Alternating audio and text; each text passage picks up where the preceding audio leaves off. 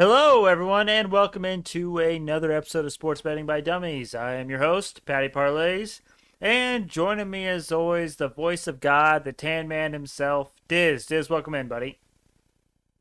Thank you, Patty. Juiced to talk a little U.S. Open with you. I'm interested to see what kind of picks you got. So, juiced to be on here today. Oh, you know me, I've got plenty.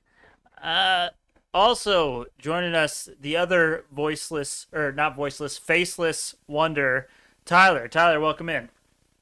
Uh, Thank you, sir. Still waiting on getting that PC. Got a Christmas tree in the way that I'm waiting for the previous tenant to move before I bring it over. So we're still waiting on that. So till then, probably gonna be faceless. We're in a holding pattern until then. Yes, sir. Hopefully that happens before I have my kid. Yeah, otherwise I'll just have to go over there. I've got a key to the old house again, so I can go over there. I was mid workout. Didn't want to run over there today. Hey, I understand. I get it. Let's jump right into it. Diz teased it a little bit at the beginning of the U.S. Open. That is happening this weekend, starts tomorrow. This year's U.S. Open is being played at Brookline Country Club in Brookline, Massachusetts. It's also known as the Country Club. Pretty sick nickname. How does one become the Country Club? Yeah, I don't know. Pretty sounds like it's like top of the line if it's just the country club. Right. I love the nickname. Yeah. Pretty creative. This is actually the first time since 1988 that the U.S. Open is being played here. And for those that are wondering, world famous golfer Curtis Strange won it that year. Hey, I believe this was. You may go on to say this, but I believe this was the course where the early 1900s U.S. Open was that Francis We Met won. He was like the only amateur to win the U.S. Open or something. There's a movie about it. Is that did you know that, Penny? I did not. That was not listed in my notes. It's called shit. What's the movie called? Oh, it's Greatest Game Ever Played. Have you guys seen that with Shia LaBeouf? Arguably his best performance. That's highly debatable, but I do enjoy the movie. I do enjoy the movie. But yeah, that was on this course. That's all I knew. So go back to your facts, Patty. I'm sorry to cut you off. No, you're good. So only the top 60 golfers make the cut out of a field of around 150. So after Friday, 2/3 of this field will get cut. This course features small greens. In fact, it is the second smallest greens among current U.S. Open sites, second only to Pebble Beach. And like always, the rough will be thick and nasty. So things I'm looking at this weekend: driving accuracy, greens and regulations, and scrambling. Diz, I know. Absolutely. I was just going to say scrambling is going to be huge. Yeah. A lot of good shots are going to turn into just holes that approach shots that should turn into birdies are going to roll off the greens. Greens are lightning and they're tiny. So ball striking is something I'm looking at for sure when I'm placing these outright bets, but also the ability to go up and down and save par after a good shot even that rolls off the green. So scrambling was the number one thing I was looking at, but also strokes gained on approach shots was the second thing I looked at. Absolutely. Diz, I think most of my bets related to the U.S. Open are in my Dumbest Dummy bets, but I do have a few here that aren't a part of my Dumbest Dummy bets, but I'm going to throw your way. Yeah. I got to get to them. Okay, here we go. So the first one is Max Homa to miss the cut at plus 184. Like I said, Diz, 2/3 of the field gets cut after Friday, right? Why is the value that high? It seems too good to be true. I know Max Homa's been playing pretty well, but when 2/3 of the field gets cut, why is Max Homa that good a value? If you actually look at the value of people to miss the cut, most of them are at plus value. So should we just take a bunch of people to miss the cut? I mean, I don't hate it, but that's because I'm a realist when it comes to like sports betting.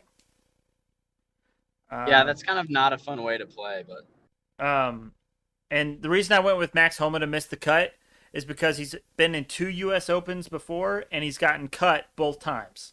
I know he's in pretty good form, like you said, but at plus 184 for someone that hasn't made a U.S. Open cut, I'm feeling pretty good about it. Yeah, that's a good call. I may ride that with you. And then another one that I like even more, Corey Connors to miss the cut at plus 192. Same situation, but he's been in 3 U.S. Opens and he hasn't made the cut in 3 U.S. Opens. Couple little tidbits there to help you guys maybe find some value and be a terrible person, but hope for someone to play poorly.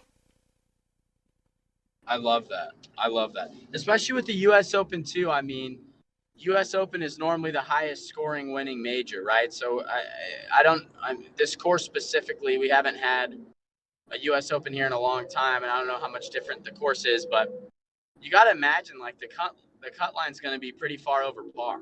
Yep. Like the leader after Friday usually in the U.S. Open is like close to even, right? So there's probably a bunch of guys within the cut line. A lot of these guys are probably a coin toss, even if they play well. Yeah. Because the course is so intense. I could see the cut line being like 7 or 8 over par. Yeah. Yep. Absolutely. I was gonna look at. I wanted to take Phil Mickelson to miss the cut.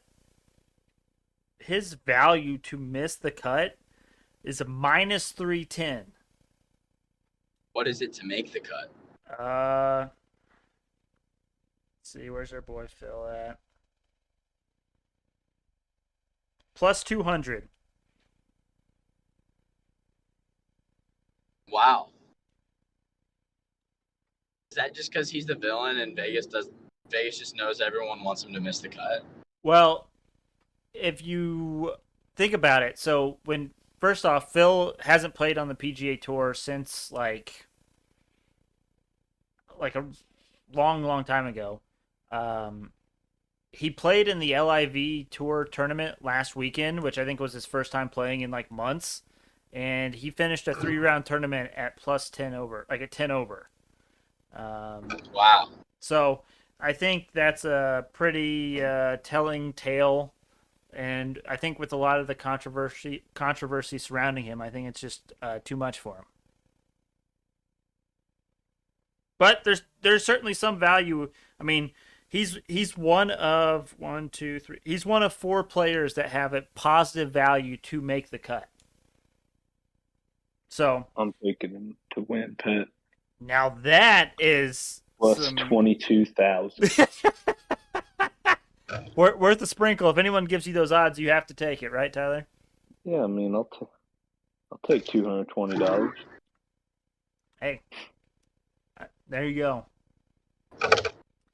But Dizz, do you have any bets that aren't your dumbest dummy bets that you would like to share with the people?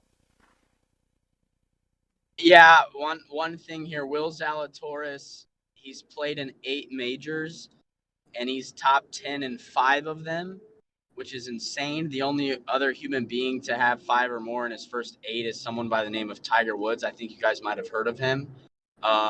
His value to be top 10 here, Patty, is like plus 190. Is that correct? Correct. So I'm going to ride that. It's not going to be a dumbest dummy for me. I have another dumbest dummy I like even more. But I really like Zalatoris top 10 because I feel like in all these majors, I'm rooting for him to win. And he never quite gets it done. But 5 top 10s in your first 8 majors is pretty solid. I'd love to be rooting for him, even if I know he's not going to win. I may be able to cash if he's in contention on Sunday. So I love Zalatoris top 10.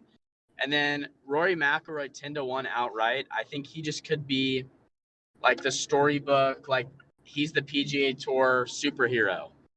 He just steps up in this moment. He's kind of the face of the PGA Tour. And this moment of disunion in golf, maybe he just needed something. Maybe he just needed something to kind of take over and be the hero and be the guy for the PGA Tour. And his proximity to the hole and his ball striking and approach last week was insane.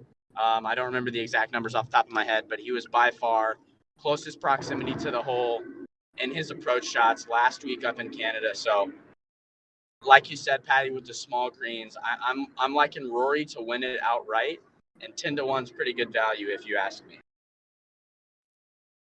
I like it. Alrighty.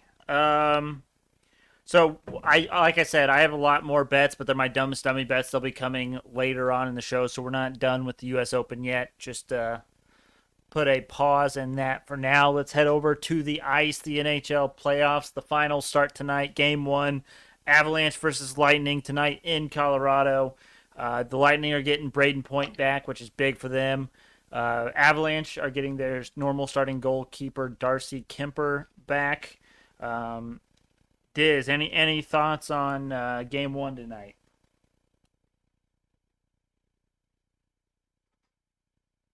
Guess not. Uh, I will say, Diz has told us this before. If we ever lose him during an episode, it may be because his boss is calling him. So we'll just assume that was the case.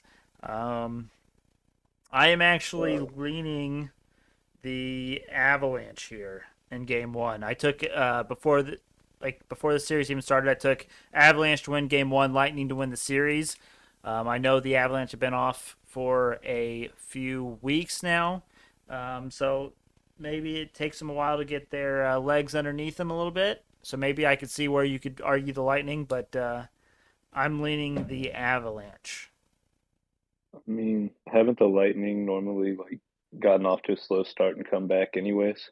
That is correct. That in two of the three series so far this postseason, that has been the case. And then the other one where that didn't happen, the Lightning actually swept. So I agree with you, and they're a little bit more like older, more seasoned, more veterans. So Yeah. they might need a little bit more time to recover, and you know, so I'm with you. I think tonight's going to go the Avalanche way, especially at home in Colorado. Yeah, I mean, I like it. I'm with you there. I'll ride with you, Pat. Bet together, win together. Hell yeah! Alrighty, let's go to the hardwood, Tyler. Game six is tomorrow in Boston. Tyler, that was a tough loss on Monday. Past two games have not been fun for me to watch. Yeah. See it is, but no, that was a tough one. I mean, they came back just enough to hurt my feelings. Yep. Not the best, so I mean, it happens. We'll see what goes on. I'm not super hopeful. I think that last one was kind of like, you know, it The just sucked all the wind out of them. At least it sucked all the wind out of me. yeah. It's been I'm a it's been a tough series to watch as a Celtics fan. Like it's it makes me very anxious watching these games. You never know what team you're going to see from the Celtics at this point. yeah. So I mean, I don't have much faith in them this time. I'm seeing Warriors at plus money. I'm pounding that. Yeah, I'm leaning that way too. Steph only had 16 points and missed every three he took in that last game, and you guys still lost by 10 points. Yeah, It's just unfortunate. It really is. I mean, you cannot turn the ball over 20 times in a game like they've been doing. Yeah, and what Tatum again only scored like what 5 points in the fourth quarter or something. Yeah, they're not doing so hot. I don't know what their deal is. Yeah, but I do have a sneaking suspicion that this will go seven. Um, just a combination of the NBA wanting it to go seven, the referees wanting it to go seven. Kind of that thing, conspiracy theory talk wise. But I do worry that the Warriors might end up winning this one in a runaway. I hope not, but you never know what's going to happen. If we can get it to seven, then we can have hope. Who knows? I don't know. Like I said, this series scares me. I don't know what the plan is for the Celtics. I think the Warriors got this one in six. Yep, yep. We might as a group best bet. We might want to look at taking the Warriors money line. Yeah, I mean, I like it. What is it, like plus 140 right now? Let me see. Plus 142. Ooh, look at that. Getting that extra $2. I think I took it earlier. Yeah, I got plus 136, so I might need to double down here. I don't hate it. Sorry, Welcome Patty. back, Dizz. I am back. I had a coworker call me. I Ah, apologize. what wasn't the We boss? assumed I thought it was boss. the boss, but it was a coworker, so I was kind of in the realm of things. It was a coworker that I'm linking up with tomorrow, so I had to take the call. I apologize. It's fine. We get it. You know, you're a busy man. Work comes first. We get it. Hey, unfortunately, gambling's just a hobby right now, but hopefully that changes. Hopefully that Sure. changes. Uh, Dis, did you have a thought on the NHL playoff game one tonight? I stayed away. I was thinking about the over, but I'm hesitant just because the Rangers Lightning Vasilevsky is on another level, and I don't know how to feel about the Lightning game one. Yep. So I'm gonna stay away. But I still like Lightning to win the series at plus value. Yep. But game one, I'm just gonna watch. Yep. Me and Tyler were kind of leading Avalanche, but Well, it's not good value, right? I mean, whether minus 130 or something. is it down all the way that far? Minus I 154. okay. Ooh. Yeah, I just don't know if the value's there for that. I don't know. Yeah. No, I'm with it. All right, gentlemen, let's talk about our dumbest dummy picks from Monday. I went 0 and 1. Diz, I believe you went 0 and 1. Yes. 0 and 1, and then one that hasn't. One that was the future Lightning to win the series. Reds ended up winning that game late. Should have stuck to the first 5 betting, but it is what it is. We keep it moving. We're still positive, I believe. Yes, and Tyler, I believe you went 0 and 2. The Boosts were not kind to us on Monday. Yeah, sure did. So, as to recap the results, I am up 0.68 units. Diz is up 3.65 units, and Tyler is up 6.7 units. So we're all positive. That's always a good thing. Um, but I have 1, 2, 3, 4 dumbest dummy bets, and all of them are pretty lengthy explanations. I don't know if you guys want to go ahead and jump in with yours. Yeah, I'll go ahead. I have a same game NHL parlay tonight for game one. Ooh.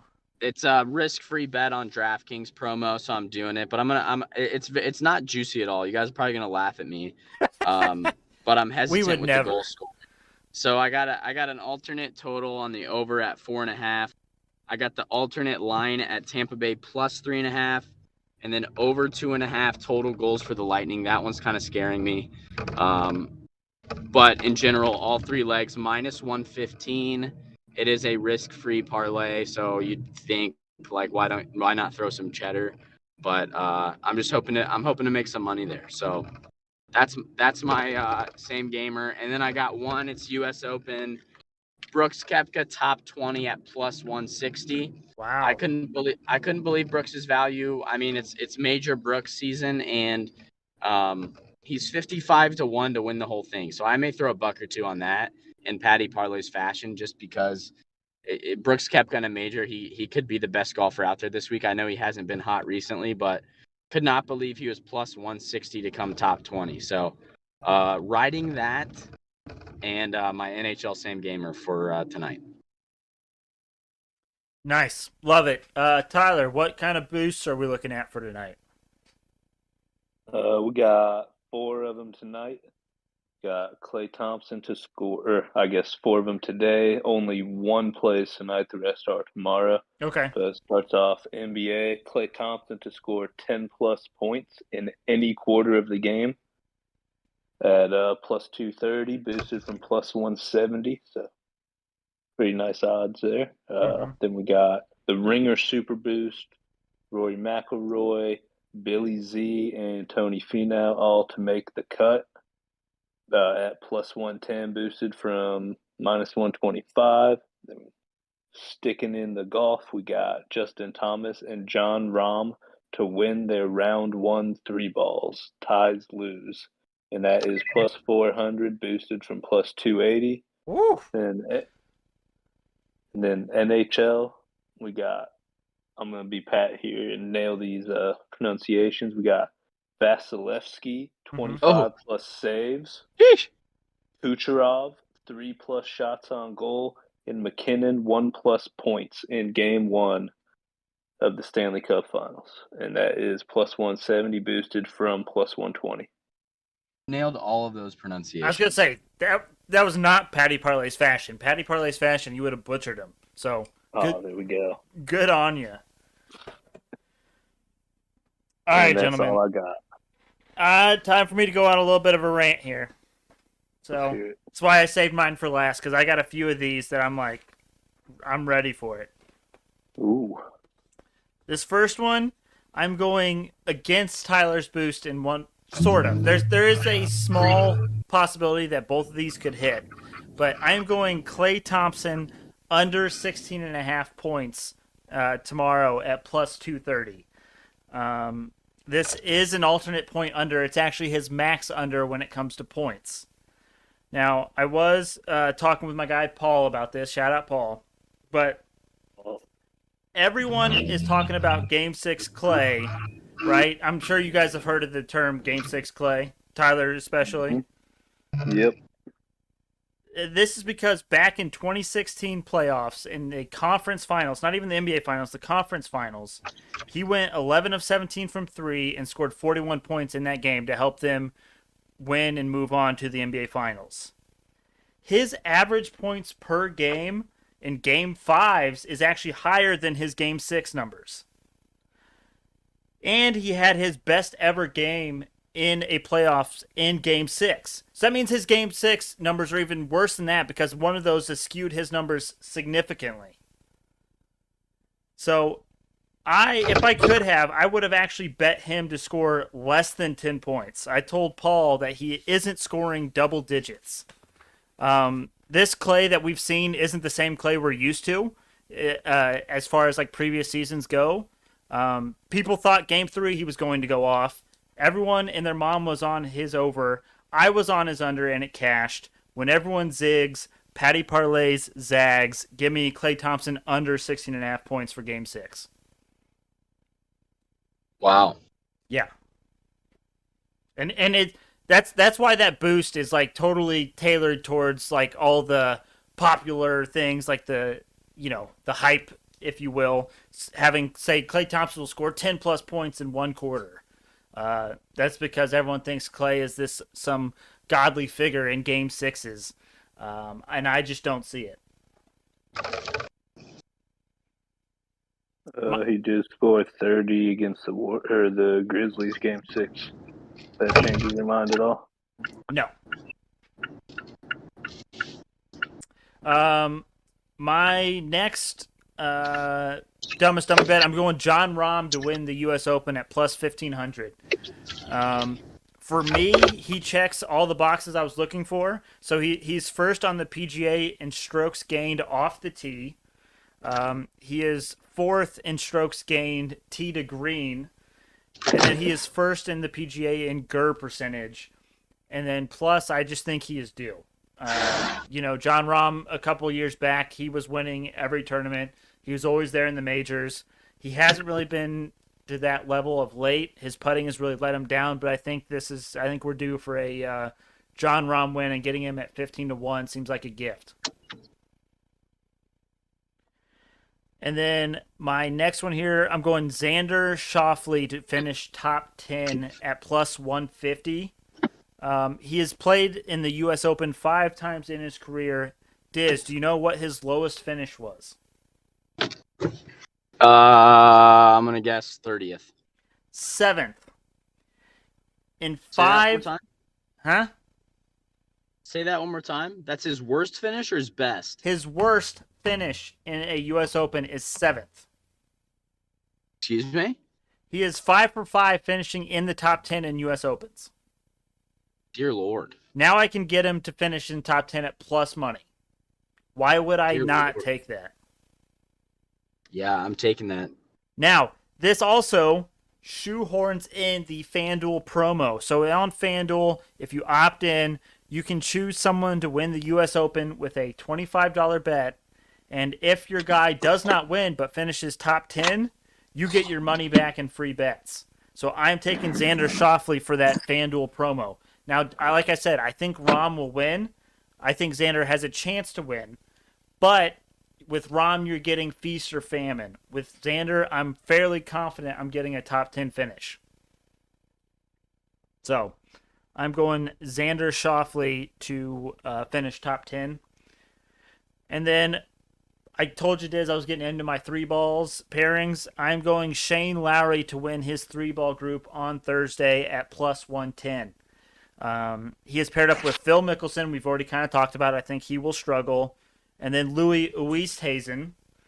They are both LIV golf members who played last week, so there's a bit of a cloud surrounding them. Neither of them played particularly well last week. Louis played obviously better than Phil did. But they were also in London last weekend. Now they have to travel back to the U.S. to play in this U.S. Open.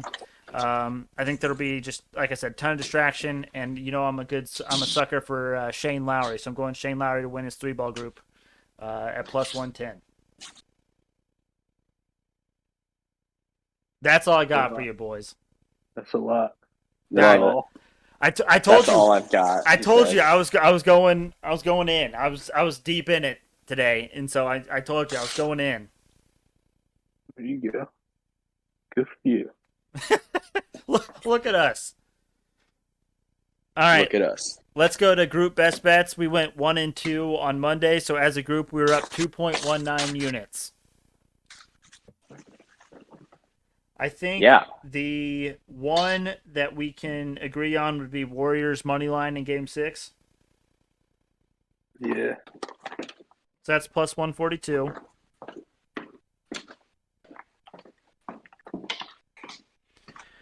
I don't think we're going to touch the NHL, so that means that leaves... Well, we could do someone to miss or make the cut. Well, no, because that won't be done by Friday.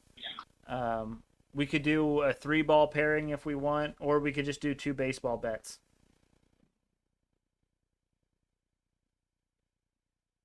Those are your guys' expertise. I don't know much about those.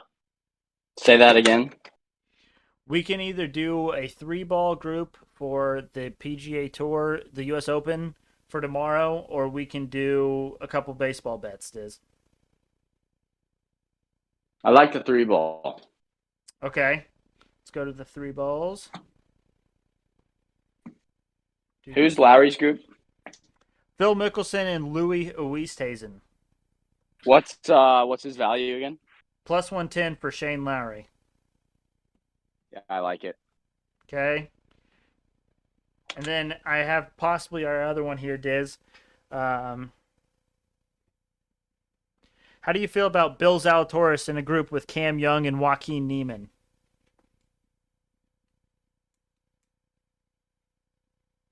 Billy Z in that group is plus 165. I would lean Z spot. All right.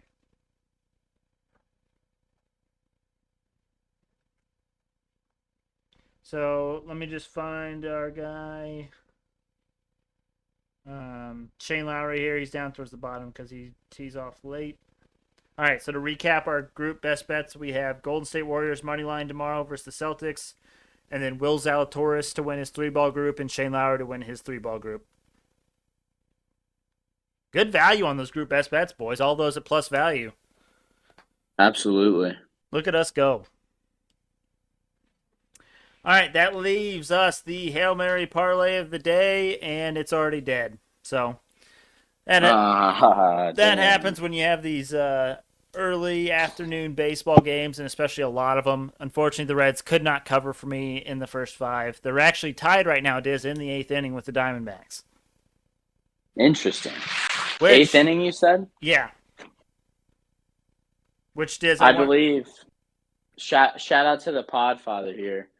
He mentioned that with a Reds win and a Cubs loss, I believe, or is it just a Reds win? Either way, the Reds are very close to overtaking the Cubs and not being in last place in the NL Central. So, Reds are coming in hot, baby.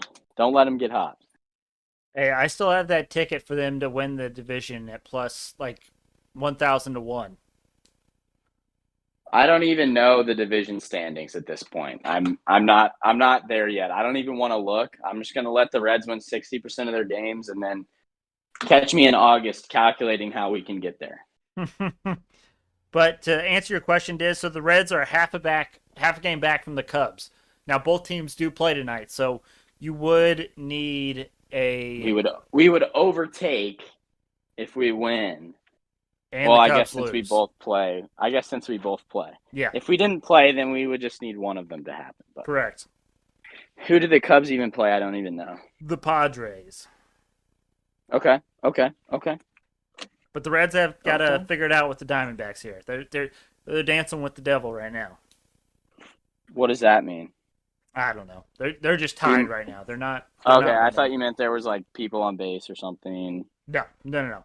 They are the away team, which is bad when you're in a close game like this. For sure. Especially with the overtime rules too. Yeah. Extra inning rules. They went to extras last night. It was 0-0 after 9 innings last night. Saw that. So, anyways, anything else, boys, you want to get off your chest before we call it a day?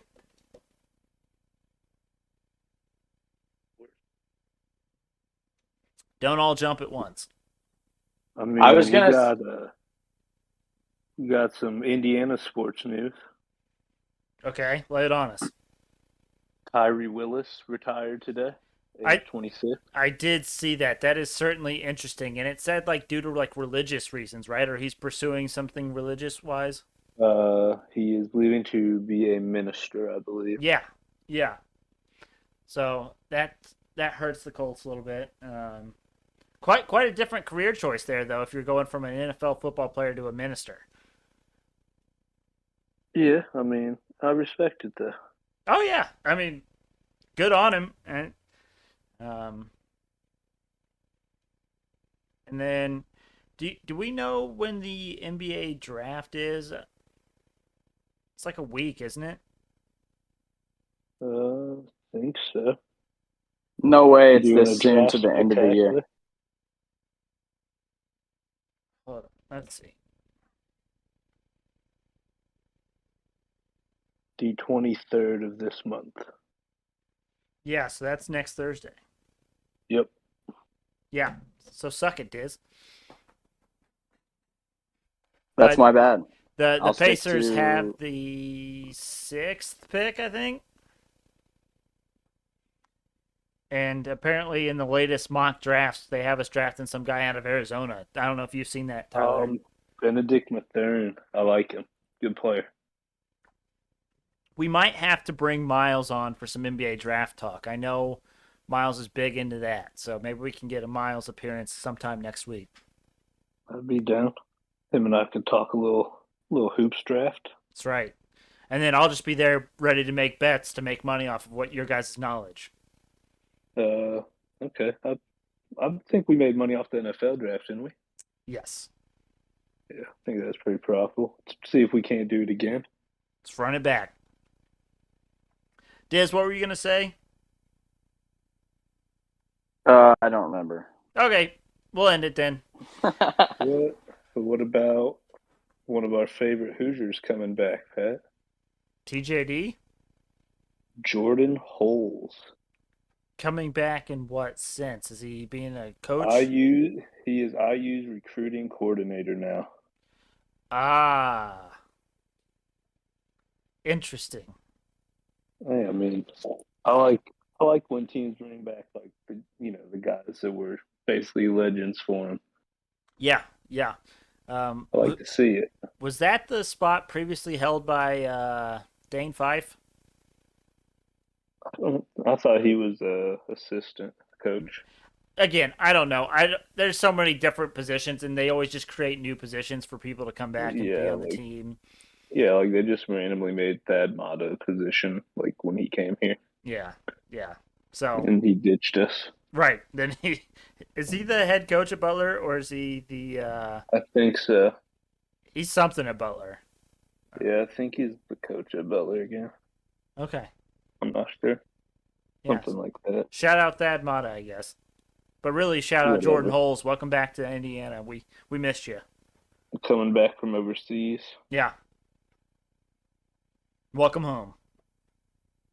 If Yes, they sir. they would have to introduce him at like Midnight Madness, right? And then the place would just erupt. Maybe if I mean those college kids probably don't even know who he is at this point. Fair. Yeah, very fair. That's a while ago. You're not wrong. Alrighty. Well, thank you all for listening. We really appreciate it. Make sure you check us out on Twitter and Instagram at Sportsbet by Dumb. Also, check us out on YouTube. You go to youtube.com, type in Sports Betting by Dummies in the YouTube search. Look for the black and yellow logo. You cannot miss it. Make sure you subscribe, like, comment, all that good stuff. But we hope you have a good, profitable back half of your week, and we will see you all on Friday.